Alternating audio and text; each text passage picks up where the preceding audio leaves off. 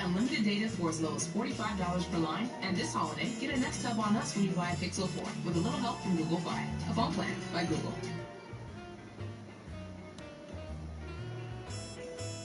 The leftovers of this reaction interact with the iron in the water to restore the sulfates, essentially recycling the organism's sole energy source. Pretty slick, right? The fact that organisms can survive like this has all kinds of implications for understanding the capacity for life, not only on other worlds, but also in Earth's distant history. Like during the so-called snowball Earth period, when much of the planet was thought to have been covered in ice some 700 million years ago. So, Floods Falls. The next time you visit Antarctica, you should totally go there.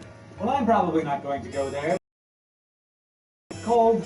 It's a little too windy for my tastes. But that brings us to our next weird place, which is probably caused by extreme winds.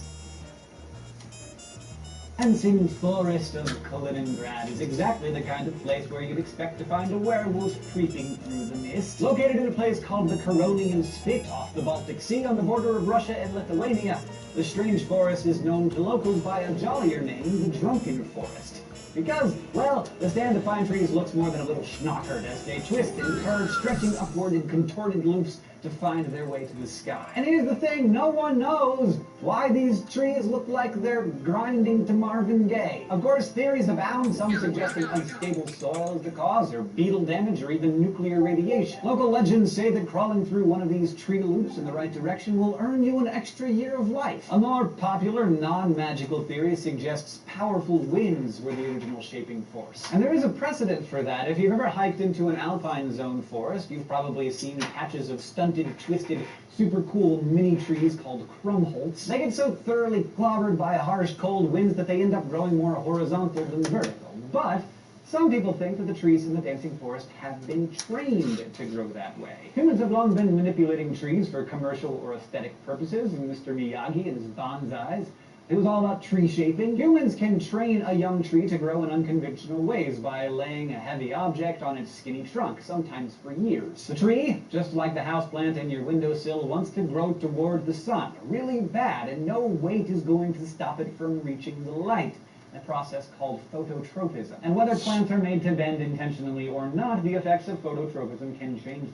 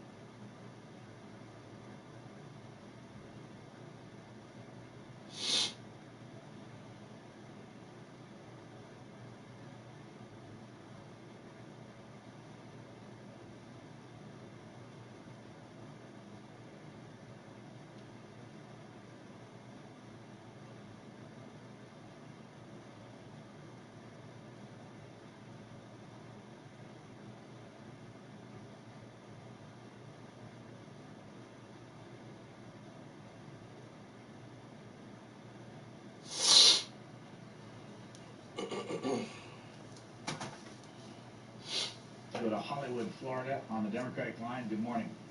Good morning, Brian. When I heard you were going to have these two guests on, I couldn't wait. I had to stay home. I thought it would bring a lot of laughs, I guess, into my house this morning, so I'm really looking forward to it.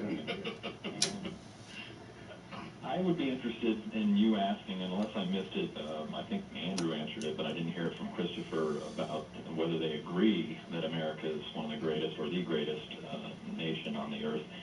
And I would be interested in you following up and asking them why. In listening to the answers of a lot of Americans and non-citizens who called up, I only heard a few that really echoed my sentiments, which is we are probably, I would agree, we are the greatest nation on earth, but it's not because of our wealth or a lot of the things that people have discussed, but rather the individual freedom and the individuals like you have there. I think that come out of, even though neither one of them are Americans, that come out of a system and a culture that I think that breeds leadership. And along those lines, I wanted to say as a personal note to Andrew, he's somebody who I admire, being a gay man myself who doesn't always agree with what seems to be the predominant politics and thinking amongst a lot of my peers and friends and people I hang out with, and I just respect him for the courage and the leadership that I'm sure his path in life has taken him.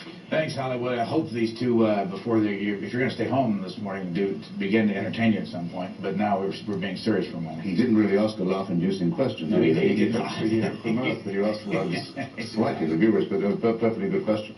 Well, there was a Teamsters union official once up on this hill behind us who was asked at the opening of a hearing into his affairs, he said, well, wouldn't you agree the Teamsters union is a very powerful union in American trucking? And he said, looking rather narrowly back at the senator, he said, well, Senator, being powerful is a bit like being ladylike. So if you have to say you are, you probably ain't.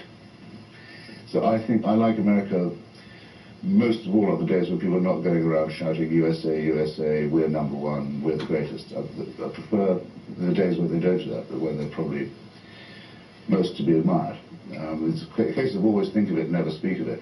Of course, objectively as well as subjectively, the American Revolution is now the only revolution with a fighting chance of survival and success. The idea that you could create a multicultural democracy over a vast expanse of the Earth's surface that could possibly be emulated.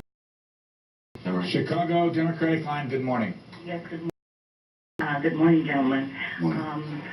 Brian, I actually liked the second phrase of your question about the greatest country. Mm-hmm. The reason being is because, and this is a comment for the gentleman, to please think about time and space.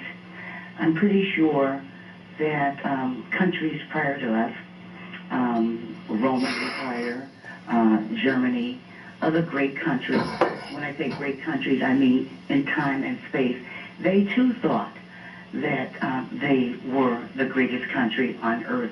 So please compare those particular countries, and certainly England, Britain, at that time. No pure imperative. I always avoid the use of the word terrorism where I can because it has become far too general. Leave it thing. Is this country. Mm-hmm. The reason being is because, and this is a comment for the gentleman, to could possibly be emulated by other people. Right. It's a case of always think of it, never speak of it.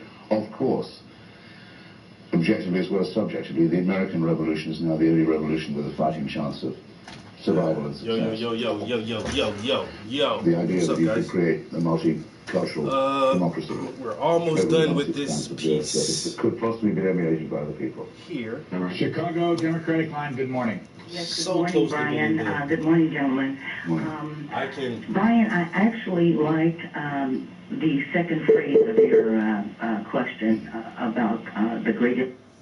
I can definitely finish this piece. If not, well, it's Wednesday night, Thursday night, Friday night. I can finish it by the weekend. I would say give me the weekend, give me till Sunday.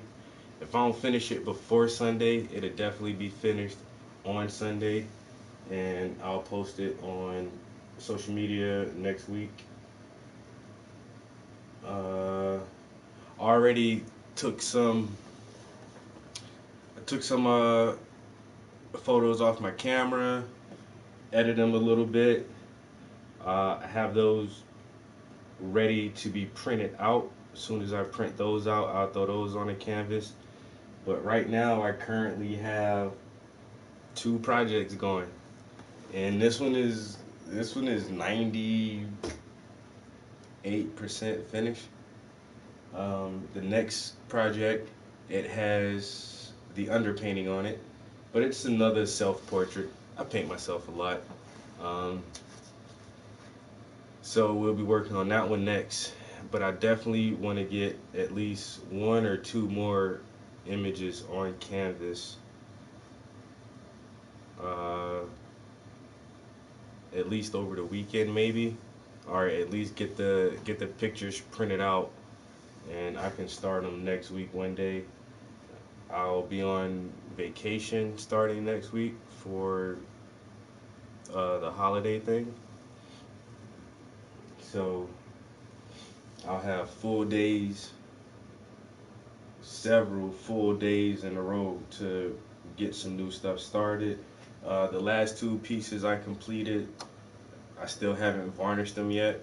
Both of them actually have heavy paint on it. I mean, the one of them has the heaviest paint I've ever laid on a canvas, and it's been done for a couple of months. But with oil paint, I guarantee you, I know for a fact, if I get something sharp and pick at some of that paint on that canvas, underneath it, it'll still be wet under there.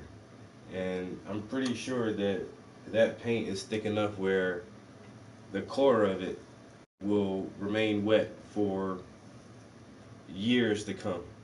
I'm not even exaggerating. It's going to take at least 1 or 2 years for that paint to cure and harden completely all the way through where it's just solid hard paint. It's going to take a long time. But it is hard. It has a hard enough shell on it where I can go ahead and varnish it. So I need to get that done over the weekend. And I have a new varnish. Well, it's not really new, because the first way I learned to apply varnish is and from a jar or a jug like this, and you pour it on the canvas and brush it and use a brush to actually apply it to the canvas.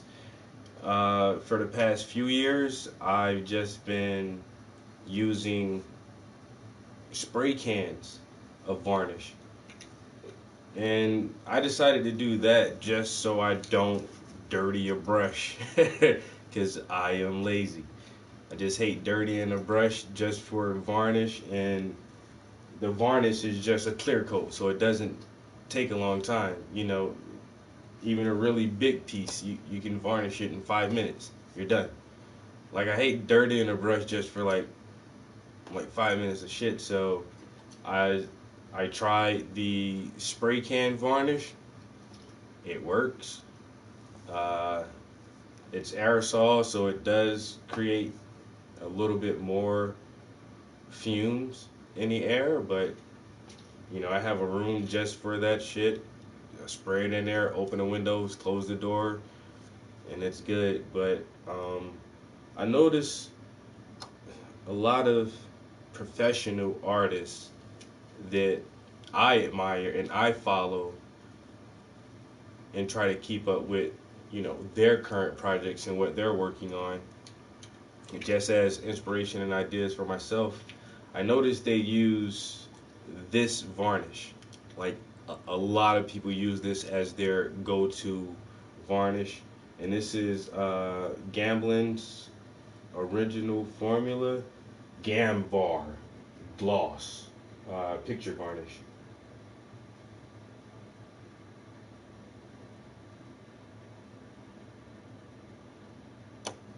So, and I've been using Gamblin products for a while. I've been using their paint for several years now. I think even the spray can varnish that I was using is a Gamblin product, but I've never tried this Gamblin like super liquid pour-on varnish. So it'll be a first for me. I'm kind of excited to see how much if any difference will be, immediately evident from using a different type of product.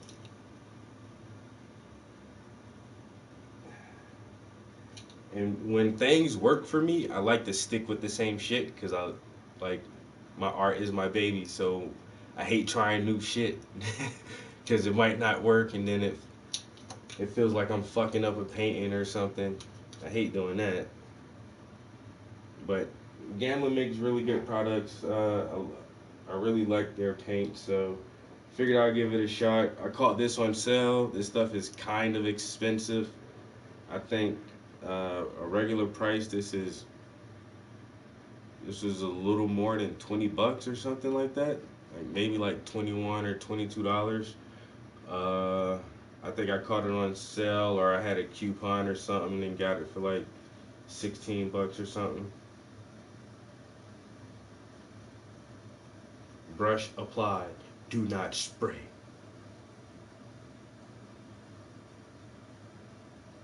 But this is almost 17 ounces. It doesn't say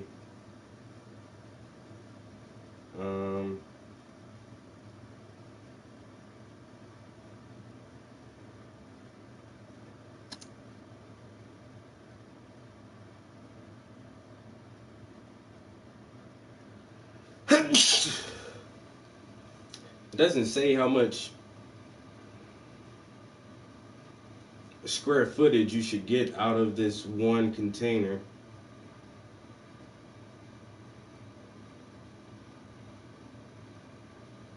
Wow.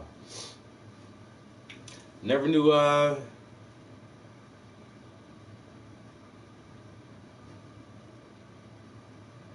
Gamblin is based out of Portland, Oregon.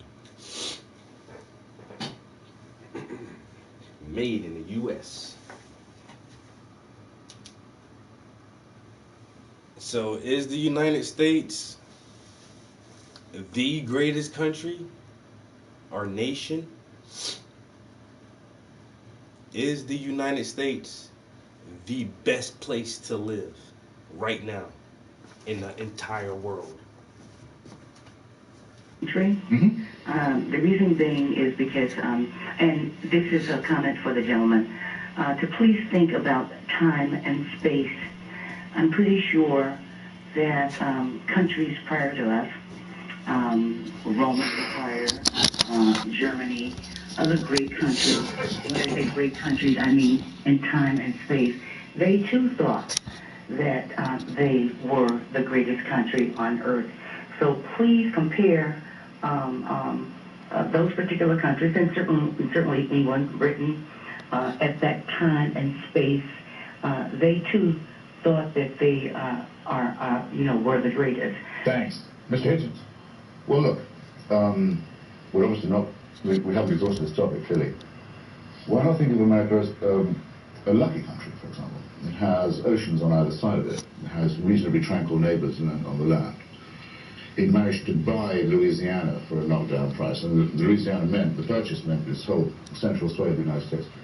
It managed to buy Alaska at a fire sale price from the Tsar. It doesn't get any better than this. And that's why I quite like the New York version of the national boast, which is this a great country or what? Now, I think that there needs anyone who just goes around saying unironically, well, if you know a better country, why don't you go there? The sort of love it or leave it thing is, I'm afraid to say, illustrating a quite different point and reminding people of other traits in American character and traits in American history that are not so attractive or so wonderful. However, I'd also point out that you're right, it's lucky, but goodness, think of those people that got here. Oh yes, I mean, the actual tenacity. It's made of oil and coal and everything that you can possibly imagine, uranium. But still, the ability of these immigrants to come here and construct in a matter of 100, 200 years, the most powerful and indeed diverse. Say that again, bruh.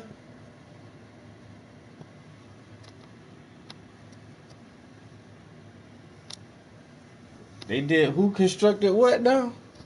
Oh, man. You just lost me, homie.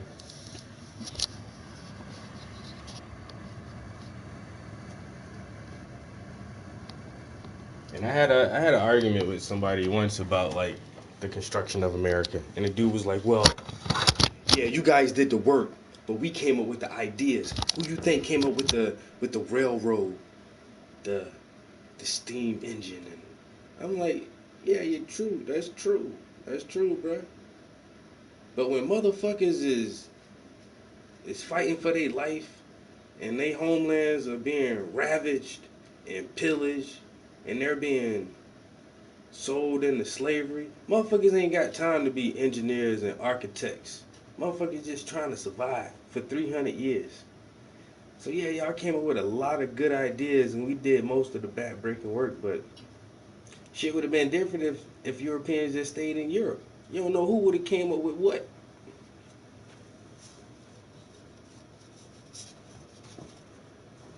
Oh, this guy. He just said, "Oh, it's amazing what these immigrants were able to do." It really is amazing what they did. You can't even hold that. You know what I'm saying? Manifest destiny. But still, the ability of these immigrants to come here and construct, in a matter of 100, 200 years, the most powerful and indeed diverse and stable democracy on earth. Slightly rough on the people who are living here already. Why is it stable? Because a certain group of people have a monopoly on violence. One of the greatest European inventions is the gun. That's it. The gun.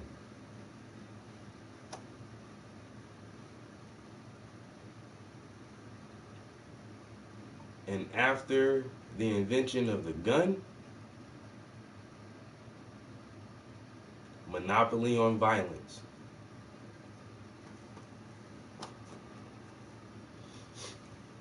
I think the Second Amendment really the only thing holding this country together, bro. Because they keep fucking around with all this goddamn gun banning shit, man. That's when you really gonna see some crazy shit happen in this fucking country, yo.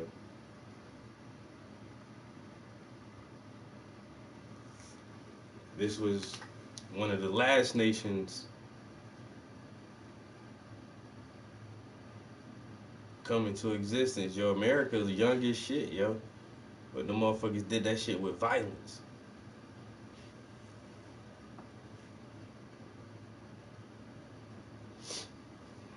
And that's the whole thing there, and it's amazing. The story, the history of America is amazing.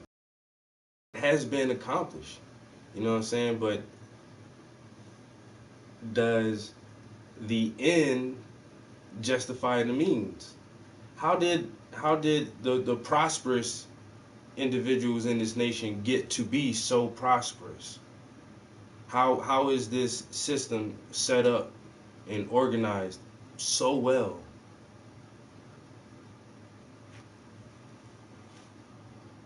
But hey, you gotta crack a few eggs to make an omelet, right?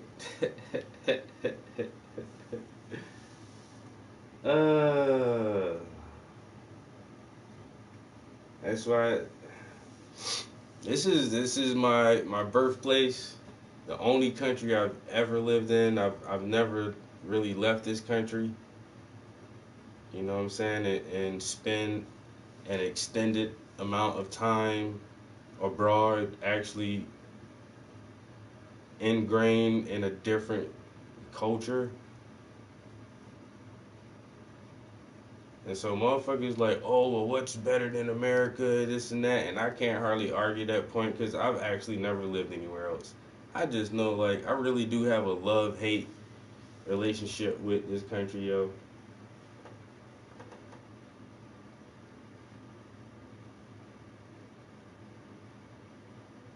But that's what happens if you study a lot. If you read and study, everything will get you upset, yo. You just get mad about everything. Because motherfuckers don't know shit. And half the shit you've been taught is a goddamn a straight up lie. Half of it is a straight up lie. And the other half is a half truth. And it's like, well, goddamn. I'm healthy, I got an education, I got insurance and automobiles, and I got lights and heat in my house. And I know a lot of other people in this world ain't got that shit, yo. And I'm thankful for that shit. But I still got my gripes with this motherfucking place, yo. Because America could actually be great. It really could. We could be like Canada, except warmer. Hey. Sean, To be sure. One should not forget. To be sure. There's a story, by the way, and Nobody's proud of that. No one should be proud of this that. morning about Baltimore. You're next. Good morning, gentlemen. Good morning. I have a quick one-line quote, and then I have a question for Christopher. Benjamin Disraeli once said, "The world is governed by very different personages from what is imagined by those who are not behind the scenes." I know we've had shadow governments in local and state, and I'd like to ask Christopher who he thinks really runs the show. I've never heard this conversation, I guess, they're having on, this is C-SPAN, Washington Journal. This was in 2002, so I've never listened to this. But who do you think runs this whole thing? Most people would tell you it's the military-industrial complex, which is major corporations, basically, especially in the defense sector. All those guys out of Virginia, Lockheed Martin, and all these private military contractors who got the money to push whatever agenda, to set whatever lobbyist up in whatever position they need to get certain codes or bills or laws passed. And Eisenhower warned you about it. Motherfucking JFK warned you about it. Goddamn Alex Jones warned you about it. Like, motherfuckers know that our judicial, executive, and legislative branches of the government, with the commanding chief,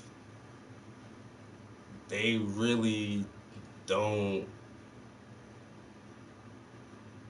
push all the chips, yo.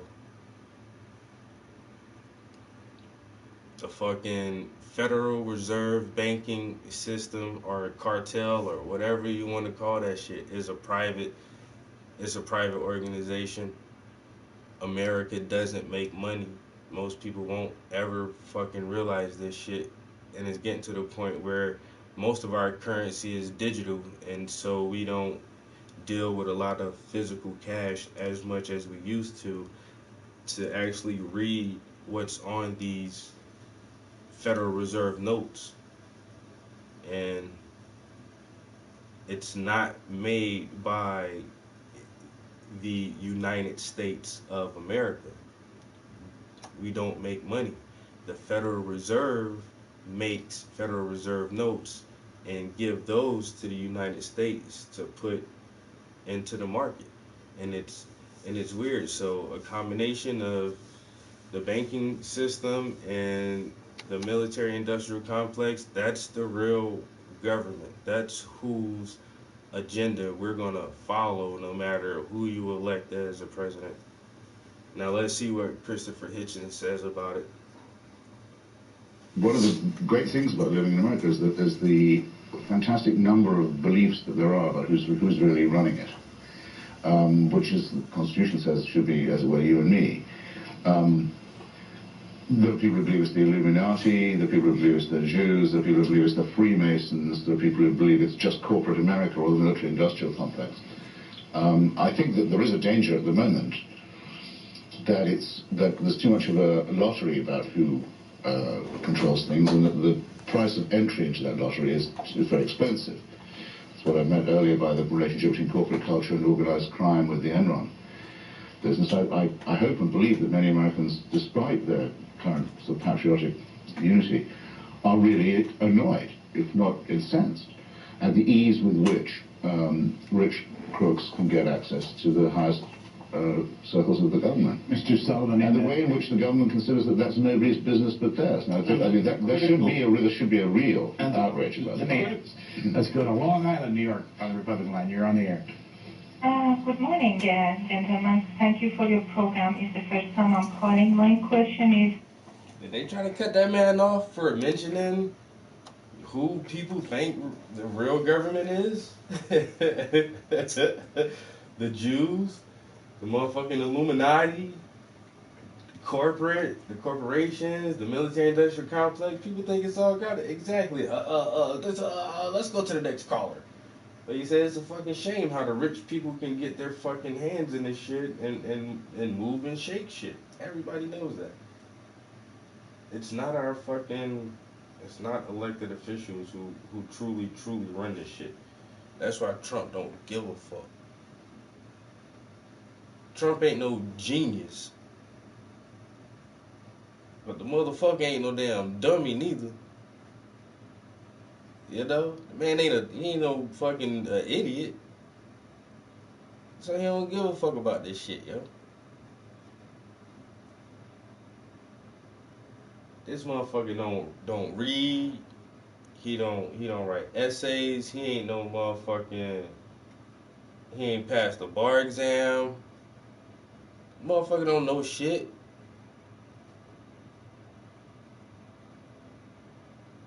But he ain't no damn dummy.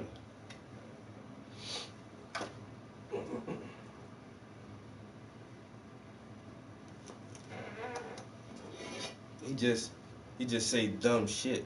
What up? That motherfucker just like saying dumb shit.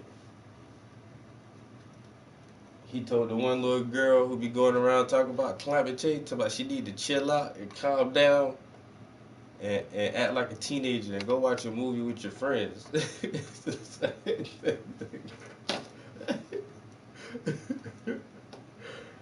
How you coming at a kid, yo? Somebody take that man phone, man. I'm just saying, though. We all know who run this shit. Everybody knows they run this shit. Because they watching you right now. They watching me and they watching you. They watching you because you watching me, so you guilty by association. I hate to tell y'all folks that, but, you know, I don't like lying to y'all. So, your email,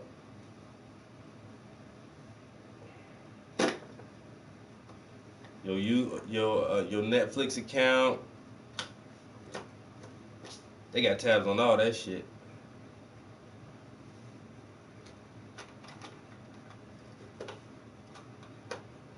They got tabs on all of that. Believe it or not, like Ripley's.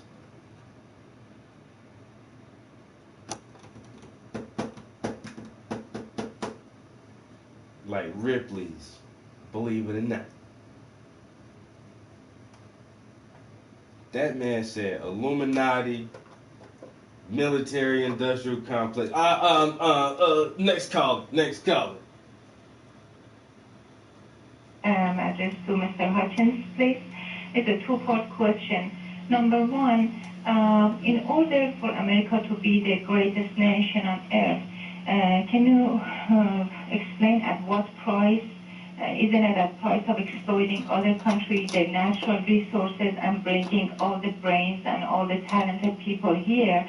And number two, Mr. Hutchins, please explain for me, because I respect your work and your opinion. How do you define terrorism? Is it a different definition for it? Isn't it what Israel is doing, assassinating people and killing children and innocent civilians in hundreds and over the years in millions? Isn't that terrorism? Thanks, caller. Well, on the first point about exploitation, as you call it, I mean, as I mentioned before about the Congo, and like I mentioned for the other countries too, there are places where the United States has entered into alliances with predatory elites for its own benefit, or for the benefit of small groups of Americans. It's a disgraceful business. There are many people also who believe, that not all of them are radicals like myself, that the United States is better off tending to its own business, and that ever since perhaps as far back as 1898, expansionism has had its major downsides. That's a huge debate. I don't think the United States needs, or as a society requires of itself, that it exploit others. No. I mean, it could on its own resources get by, so it's not, there's no imperative. I always avoid the use of the word terrorism where I can, because it has become far too generalized and loaded and ideologized in so many ways. And it can be used by anyone who isn't a pacifist to say that it's pursuit of politics by forceful means. I think if you wanted a definition, it would be the exclusive concentration on the destruction of civilian life and the taking of civilian life as an end as well as a tactic, as something good in itself as well as a means to another end. And that's the purely double distilled essence of it that one saw on September 11th, but I still prefer to call that religious fascism, because that's what it really is. Let me say, this notion of exploitation... And as for the Israelis, everybody knows that, because I mustn't seem to duck that question, because I know how toxic it is. Everybody knows that if you want to occupy people against their will, if you want to be the governor of another people who haven't chosen you, you will end up visiting terrible cruelty on them. There certainly cannot be a humane occupation. Andrew Sullivan? I would say, quite simply, this concept of exploitation, the idea that America, by being a beacon for many other people around the world, is somehow exploiting other countries, is baloney. The reason people come here is because it's freer here. If those countries in the Middle East don't want to be exploited, get yourselves democracy. Get yourselves a free market. Why are we making excuses for countries that do not do the obvious thing to create wealth and power and security and freedom for their citizens? It is not America's responsibility. Wait a minute. So a democracy and a free market in the United States has allowed 1% of the population to aggregate approximately 85 to 90% of the wealth, while the other 99% struggles on fucking 10-15% of the wealth. That's what's happened in this country. We have a horrendous homeless epidemic, health and drug epidemics, and goddamn, by far the largest industrialized prison complex that has ever existed. But he's telling other countries, do it like America.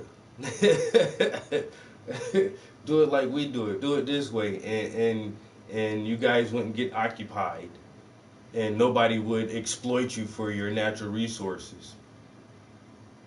You're the ones exploiting people for the natural resources.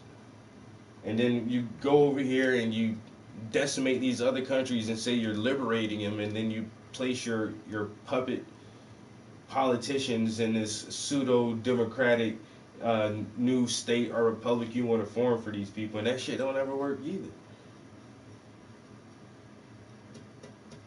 This dude is hardcore. I don't see anything wrong that America does. But everybody who calls in, nobody wants to talk to this guy. It's like, this question is for Mr. Hitchens. This question is for Christopher Hitchens, because Mr. Sullivan, you're whack. Is baloney. The reason people come here is because it's free. You want to be the governor of another people who haven't chosen you, you will end up visiting terrible cruelty on them. There certainly cannot be a humane occupation. Andrew Sullivan? I would say, quite simply, this concept of exploitation, the idea that America, by being a beacon for many other people around the world, is somehow exploiting other countries, is baloney. The reason people come here is because it's freer here. If those countries in the Middle East don't want to be exploited, get yourselves democracy. Get yourselves a free market. Why are we making excuses for countries that I also say that the context in which Chris has been talking about, many of America's foreign engagements, and some of which I agree with him, have not been. But the context of the global struggle for the Soviet Union, in which many things were done which, in an ideal world, one would have regretted, and one does regret. However, the alternative, which was caving in to those thugs in Moscow, was much worse. I'd also say that no country in the history of the world has had this much disproportionate power and wielded it so gently. Well, there's no actual occupation of places against their will by the United States in any meaningful sense compared to the British. Well, I do not know when it was that the Cuban people signed off on having the Guantanamo base on their soil. To give you a small example, with the British Empire or Nazi occupation. It's certainly true that the American occupation of Cuba and of many other territories in Central and South America well predates the Bolshevik Revolution even. So your critique is ahistorical as well as politically, I think, well opportunist. Bradenton, Florida, you're on the air. Go ahead, please. Whoa, bitch. What about Guantanamo Bay? Come on, what about Cuba? Come on, get the fuck out of here, bro. We don't occupy countries. And then he gives examples of America occupying countries. Why is an education? The sprayer's here to help. Raise your hand if you could use an educate.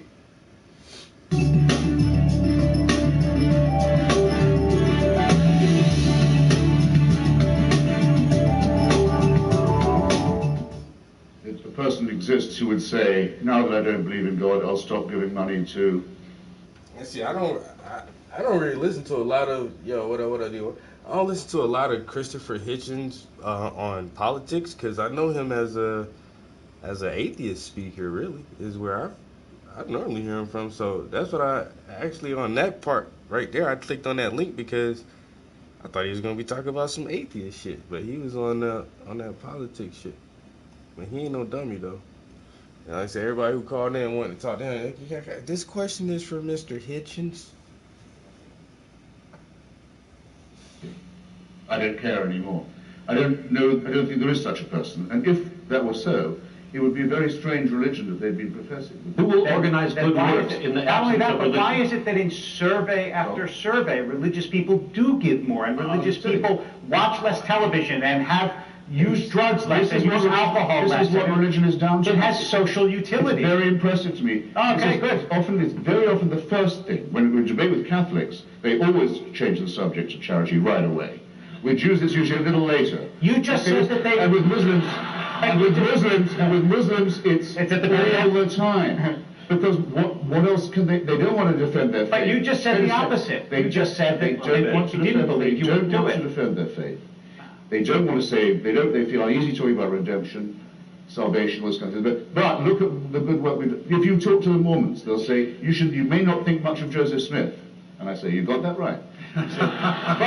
But you should see our missionaries in Peru. The government will do the work if religion does not. Government. What has this got to do with the existence of God or the validity of religious claims? It has nothing to do with it. Social utility. Why it's always introduced as a time-wasting tactic. Wait.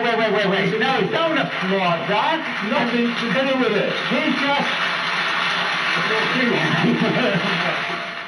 It used to be believed, I mean, the number of gods now is it's infinite, and a new god is created almost every day by some cult or other. But it used to be that there was a belief that gods were in the trees, in the woods, in the springs, in the sea, in the clouds, and so forth.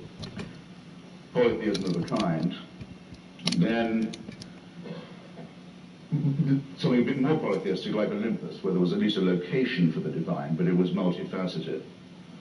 And then monotheism, getting it down to one. So I regard this as progress of a sort, because they're getting nearer the true figure all the time. I actually, Rabbi, yes. Progress. Maybe.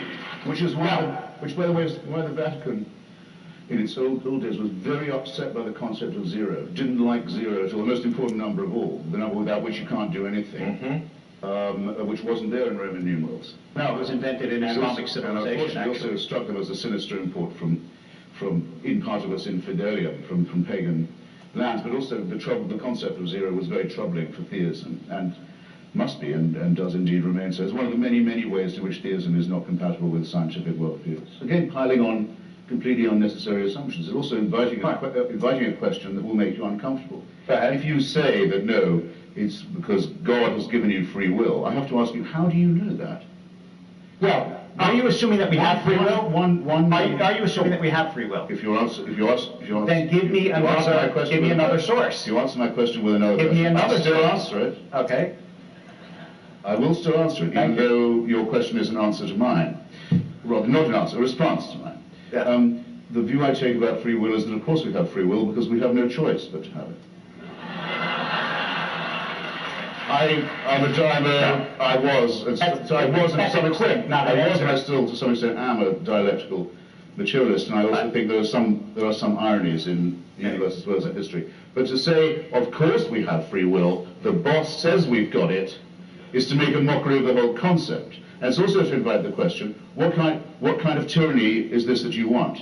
You want an all-supervising, all-deciding person. I ask you first, what sources of information do you have about this person's existence that I don't have, that are denied to me? I'd like to know. And second, why do you want it?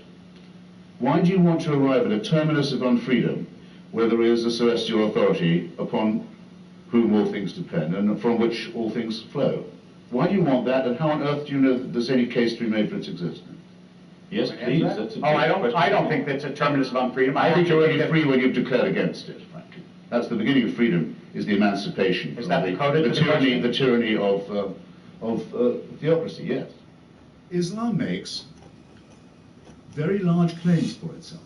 Very large claims indeed. It claims to be the last and final religion.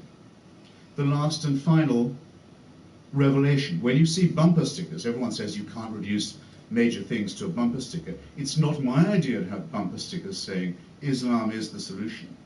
It's a well-known slogan actually of parties associated with the Muslim Brotherhood. They say Islam is the solution for everything. It takes care of all your life and the one to come. Sexuality, political economy, banking, diet, relations with other religions, everything. It's a total solution. What is creepy about the word total? I hope I don't have to tell an audience like this. It's the first 5 letters of the word totalitarian. It's absolute. It's absolute. It's all-inclusive. It's unanswerable. And oddly, for a religion that makes such large claims, notice another thing about Islam, it doesn't particularly like having these claims questioned or scrutinized. In other words, just as there is with all religions an inverse relationship between the claims they make and the evidence they can produce for them, you must have noticed that, with Islam, a younger religion, and perhaps therefore more in its first flush, there's an extraordinarily strong willingness to say that any challenge to its absolutist claims is by definition profane. And profanity and blasphemy can be the antecedent to very severe punishment, and often are, for Muslims and for non-Muslims. And this is not a road of peace, in my submission. Well, first, one day, you're right that science has made many things more comprehensible to us, and it's explained things that religion used to take credit for. In other words, now we know there's a germ theory of disease. Diseases are not curses or revenges from heaven. Same with earthquakes and so on. The stuff they used to teach us, and many of them still do, is nonsense. Evil nonsense as well as ignorant nonsense. But it's also taught us, just in my lifetime, an enormous amount more about how little we know. We're much, much more ignorant than people who lived before Galileo. Because we have now an increasingly large idea of the fantastic expanse of the unknown. That's precisely the moment at which to say that skepticism is what's necessary. Inquiry, debate, doubt. Where's faith in this? Where's the usefulness of faith there? There's no use to it at all. Socrates, who, as far as I know, existed but may well not have done. It doesn't matter to me. No one will insult me if they say, Socrates, your great hero, didn't exist. Try it on a Muslim, try it on a Christian, that their prophets didn't exist. Or tell people that Moses is a myth. They start hurling themselves about, making menacing noises very often. Socrates said, you're only educated when you've understood how ignorant you are. And you're only going to even find that out by doubting everything all the time. There's all the difference in the world between that outlook and that mentality, and the mentality of faith. And second, on metaphysics, which I noticed, take refuge in several times already this evening, like what is love? Is something poetic or is it prosaic? Very good questions, but metaphysical ones. Those who say God exists and intervenes in the world, in other words, those who say there is a religious God, the God of religion, are saying that redemption is on offer to human beings, that salvation is on offer to them. Now, don't start talking to an audience like this, or, if you don't mind, to a debate partner like me, as if religion was a private matter, because everybody knows that if it was, there wouldn't be anything to argue about. It's precisely because it claims to be a total solution, a complete solution to all problems, available on pain of death, sometimes, in some forms, but available to you if you'll only have enough faith. Well, we first found out that faith is probably the most overrated of the virtues and the one least useful to us in the real dilemmas that we actually have to face. I say in my book, available at fine bookstores everywhere, that as long as I don't have to hear about it, I don't mind what people believe. If they say, well, thanks to Joseph Smith and his gold plates, I have real faith now, and I've got a family, and I have friends, and I have a real system, and so on, I say, fine. Just don't come to my front door with it. Don't ask for a tax break for it.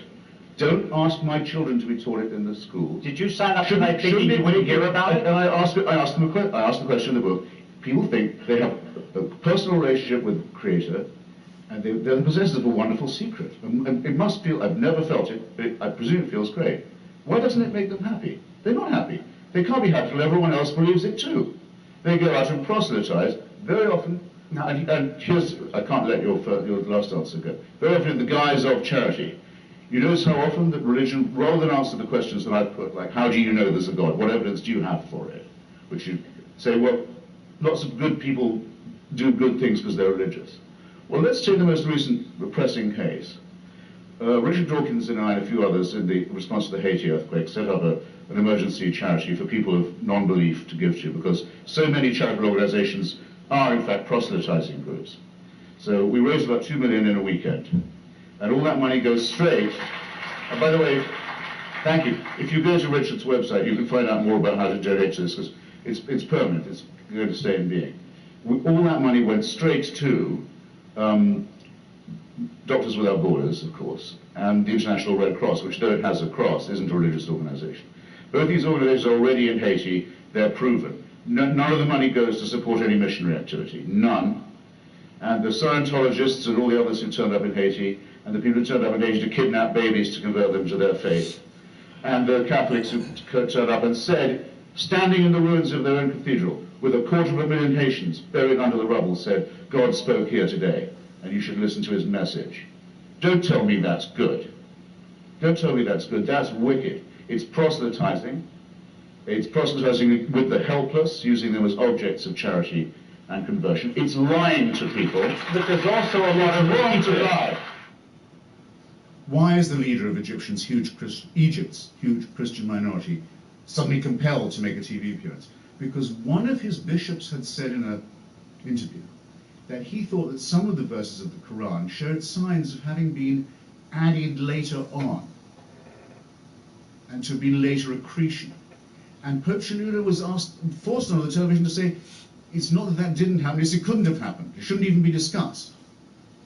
So that it has to be claimed even by non-Muslim subjects of a Muslim state that there is, after all, because no Christian claims this about the Bible anymore, no Jew claims it about the Pentateuch. After all, yes, there is just one book that's completely word and letter perfect, from the first time it was not even written down, but recited. Now, demands that you believe the impossible do not lead to peaceful outcomes. Nor do they lead to peaceful or tolerant regimes.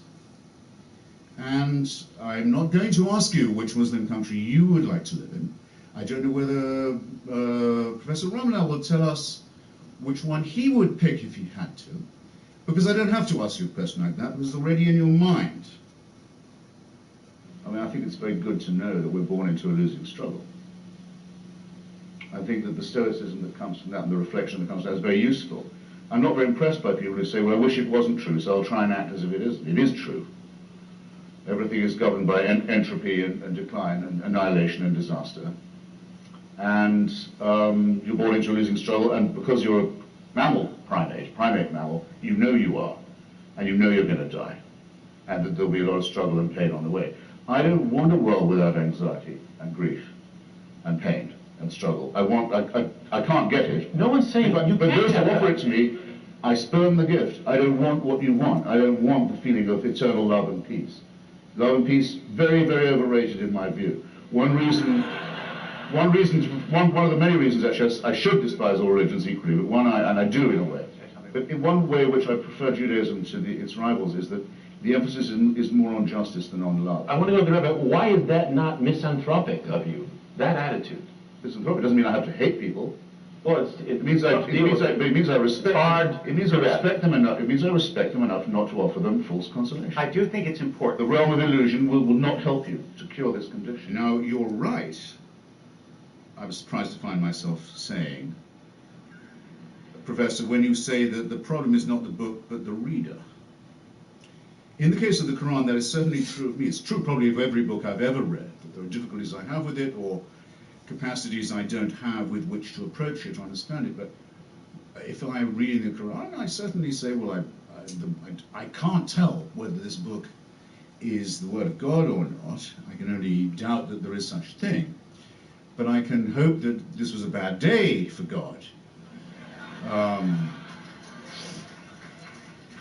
Can't I? And I can hope to live in a country where I can say that and get applause.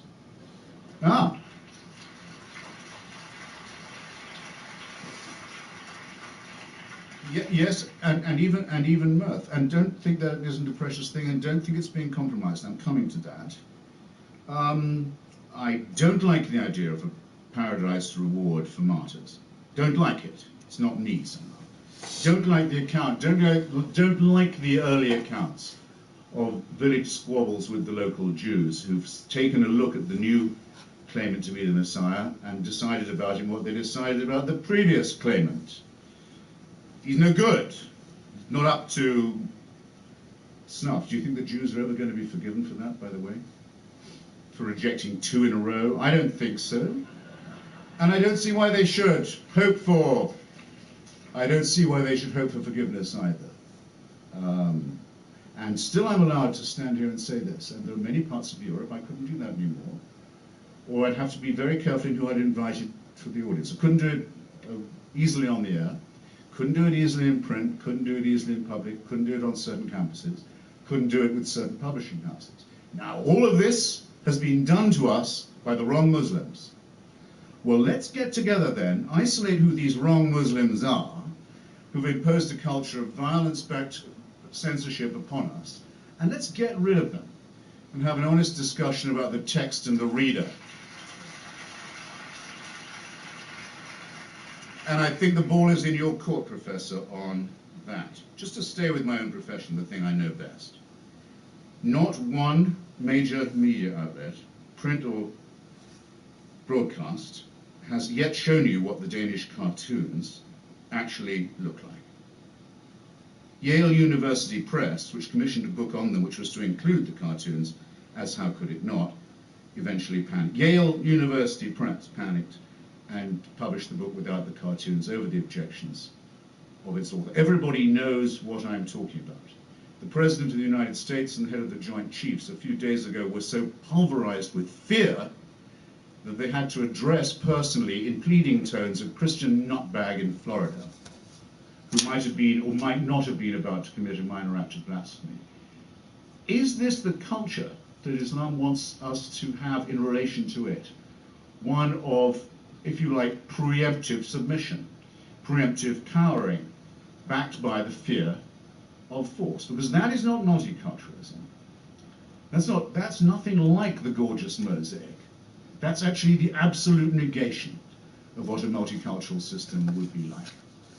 And a multicultural system has to look rather askance, I think, on a religion whose preachers and websites openly make threats against people like myself, against the Jewish people, against the Hindus, who, for heaven's sake, aren't even monotheists, can be killed on almost any pretext, against, and a very important point, and I have to make it, and against the wrong kind of Muslim. Now, Professor, don't I'll say this as mildly as I can.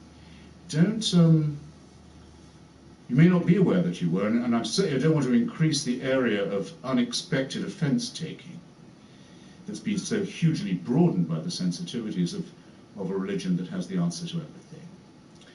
But I'll just say I don't greatly care to be told, as if I didn't know, that an Iraqi life is as precious as an American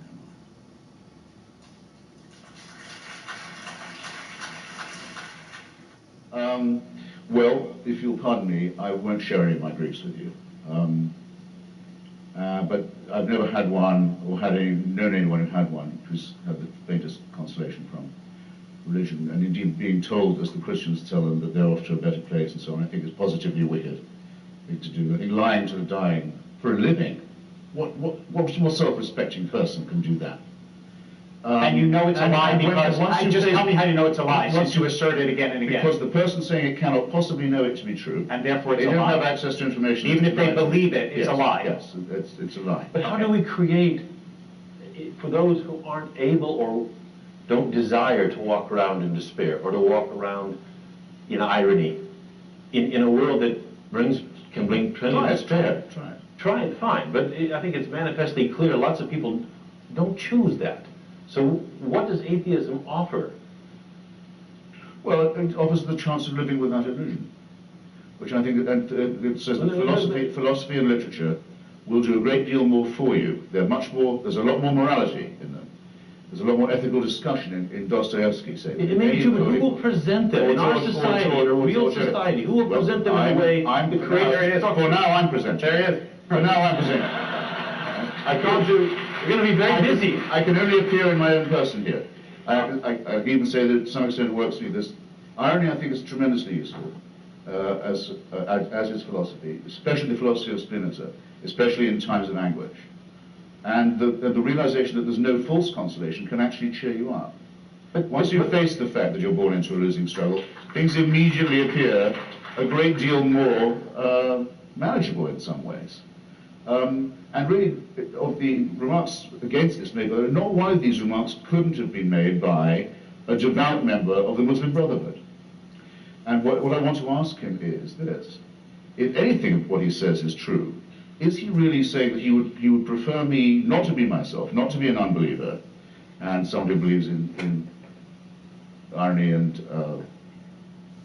the unillusioned world, but I'd be morally better off if I was a Wahhabi Muslim, for example. Is me as or a Roman Catholic. Is he me? Does he? Okay. I mean, according to you, I would be a better person. Don't answer the question. You asked me the question. Right. You're not allowed to answer it for me. You imply. I imply. I want to know if you really mean. I want to know, I repeat my question, who has the authority to issue fatwas? Is it Sheikh Qaradawi, who you sometimes very much expressed respect for, who on Al Jazeera gives advice on all kinds of things, some of them innocuous, sexual matters and so forth, doctrinal rulings, sometimes upon the legitimacy or otherwise of suicide bombing, if directed at Israelis, not just Jews, of course, but no, we draw the distinction. On the other hand, Hamas, which does the suicide bombing, doesn't draw the distinction. If I can't issue a fatwa against Hamas, if I'm a Muslim, if there's no one who will and they won't, surely someone could say, we don't think Hamas should have on its website and manifesto the reproduction of the protocols of the Elders of Zion. A Christian fascist fabrication that is one of the warrants for the Nazi exterminationist solution. I mean, surely that's a question for the UN Anti-Racism Committee on a spare day. Or since that spare day never seems to come, for some Muslim authority to say, no, brothers, don't do that. It doesn't come. It doesn't happen. Look on the website, it's still there. Now, you would do better, I think, Professor, if you identified yourself as a member of a very small and critical and endangered minority. Someone who really is against all this and will say so, and will also decry the fact that the religion itself can't seem to throw it off. But you seem to have that a little bit both ways. Now, so then my closing statement is this. If you want diversity as much as the professor does, as much as I'm sure many people here do, religious diversity, cultural diversity. What you need for it is this. You need a secular state with a godless constitution like this one.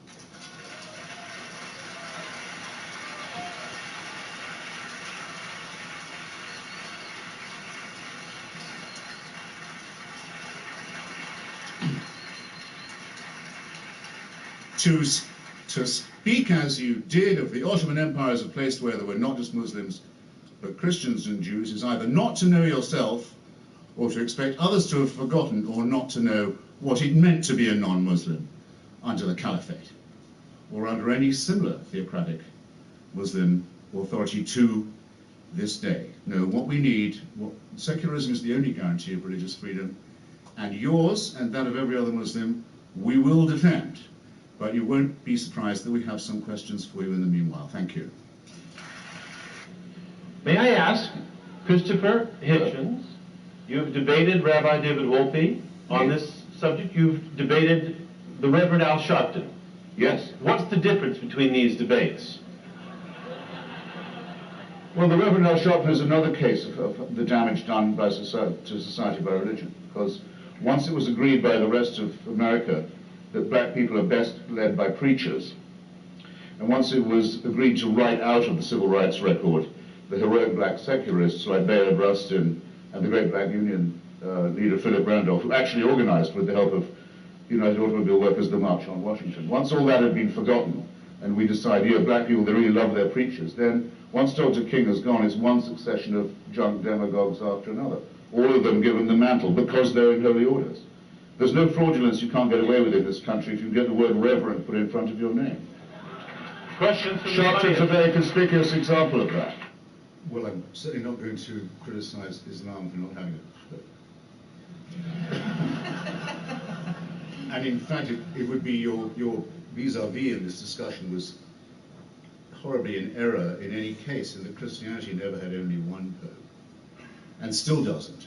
I mean, there were several Catholic claimants to the papacy at different times, just among Roman Catholics, but today I mentioned one of them, the Pope of the Coptic Christians based in Cairo. The Eastern Orthodox don't call their leader the Pope, they call him the Patriarch, but the Christian world is full of Pope types, usually anathematizing one another. The Pope is just the word that innocent Americans use for the man who claims to be the leader of the Roman Catholics. So I don't think it's possible, in fact, to have a moral authority within religion, because I think the two things are so sharply divorced. But this doesn't lead to just chaos, because, and it certainly doesn't lead to the dictatorship of minorities or extremists. I'll give you two examples quickly. In the case of the moral blackmail of Denmark, that was backed up by a physical threat to destroy its economy and burn out its embassies across the world. Well-coordinated attack of sabotage against a small European democracy. The organizing group was a thing called the OIC, the Organization of the Islamic Congress. Groups all the Muslim countries in the world, an increasingly powerful lobby at the United Nations, hopes to pass an international resolution forbidding all criticism of religion, all forms of blasphemy and profanity. Every ambassador of those countries in Copenhagen went to Mr. Rasmussen, the Prime Minister of Denmark, and told him, under the threat of violence, he should change his law so as to allow him to determine what went into the Danish newspapers. And when he said he couldn't do that, things got a lot worse. Now that's the ambassador of Egypt, and the ambassador of Turkey, and the ambassador of Algeria, important countries, in the case of Egypt containing an enormous Christian population, coming to you as if they spoke for a religion. Either this claim is true or it is not. It's self-evidently not true, but it is certainly made. Let's be in any doubt about it, and let's have any doubt that it means to extend its influence over the people who are sitting in this hall.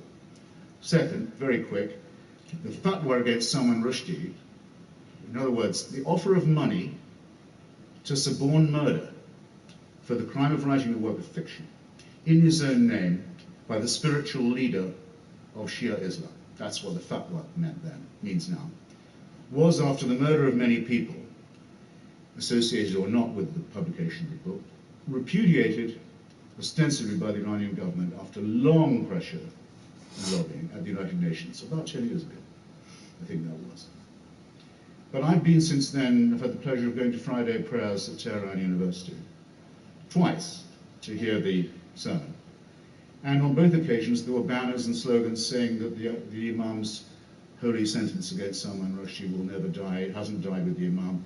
Khomeini's death warrant will always be carried out. Not, I think, a very good use of the premises of a university. I can't speak for whether it's a good occasion for Friday prayers or not. Well, it brings me to a second point. You see, there's something shady involved here. Some people say that Islam and Islamists give themselves permission to lie to non-believers. It sounds like the sort of vulgar, paranoid thing that an Islamophobe would go around saying, doesn't it? But very easy to disprove, except that it hasn't been, as that example will just illustrate. And these are not minor threats. These are threats to the very core of what we believe is the essential thing for society, which is the ability to ask questions, to read the books we choose, to pursue unfettered investigations. And these are flatly negated by the claims of a religion that says it is the answer to it.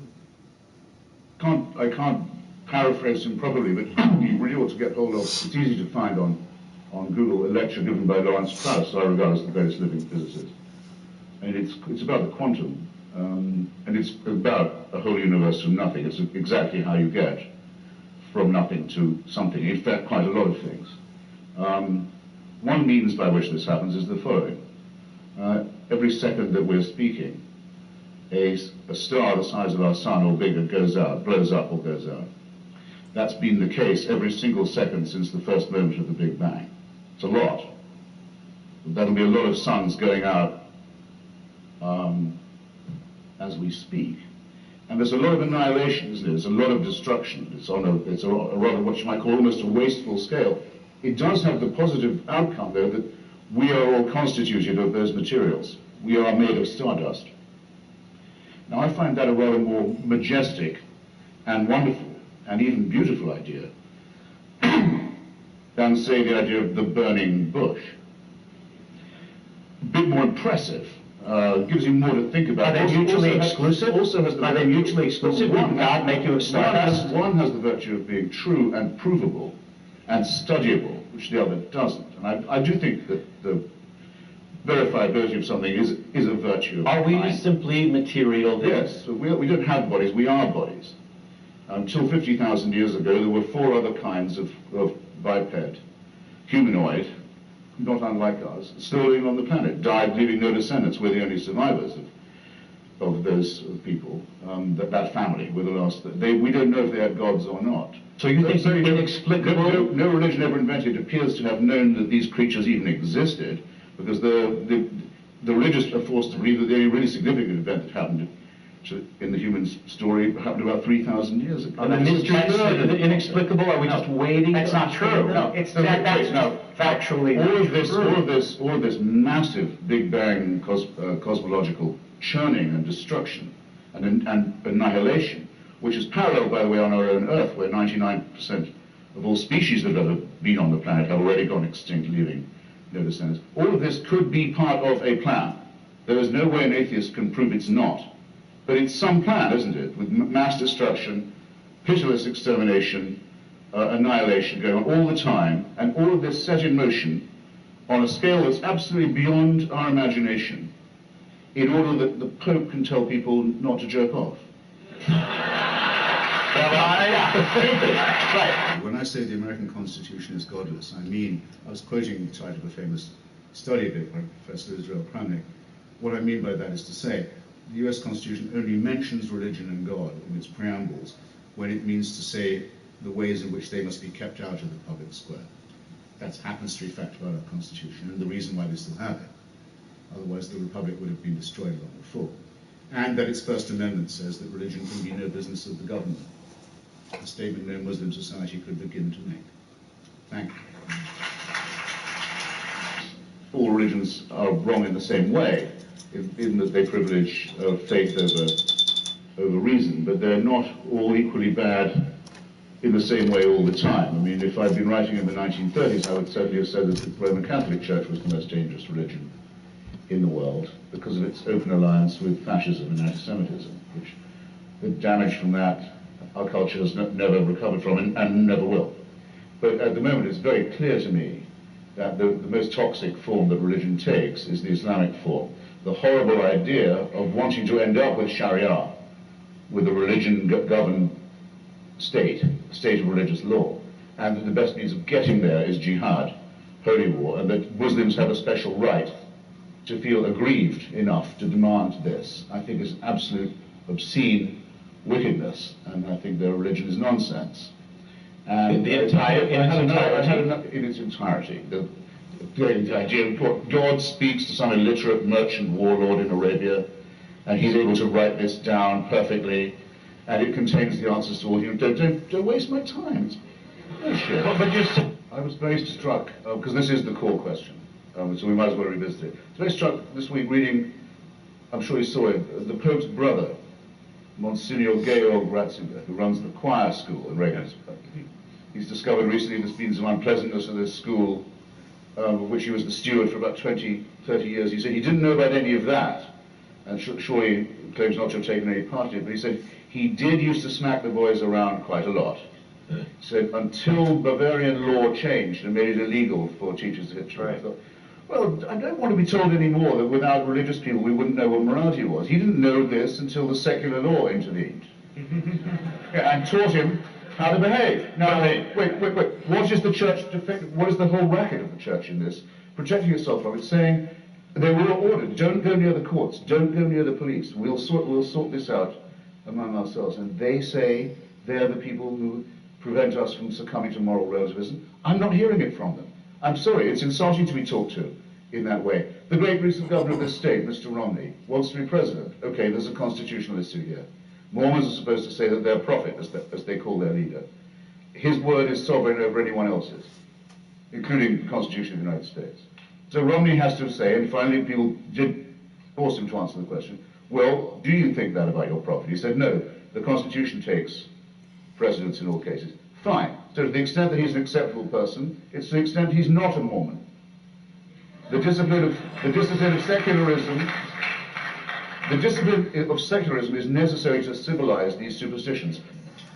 Well, Sharia just means law. I mean, all people say Sharia law are making an elementary mistake, and of course it's not the case that every thief has their hand lopped off in Muslim society, or every adulterer gets stoned, and so on.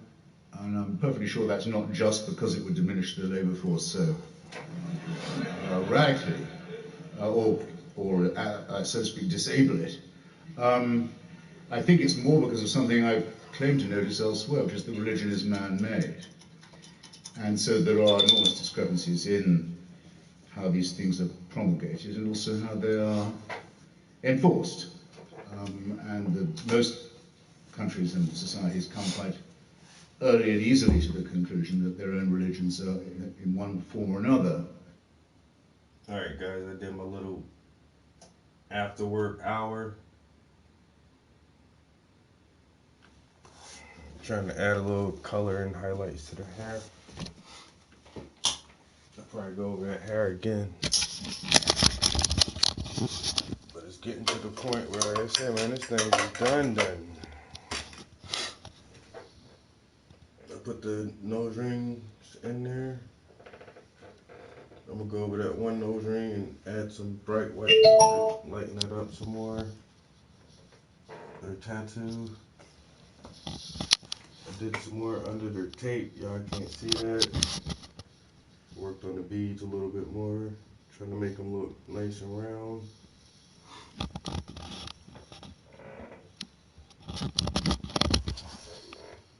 Skin is looking good.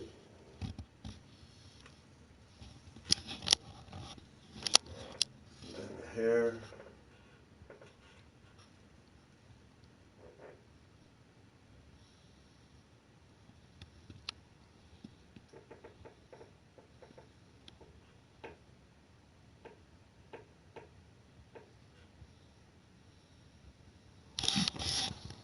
I'm about to go grab something quick to eat and play some video games for a minute before I go to bed. I'll get with y'all next time.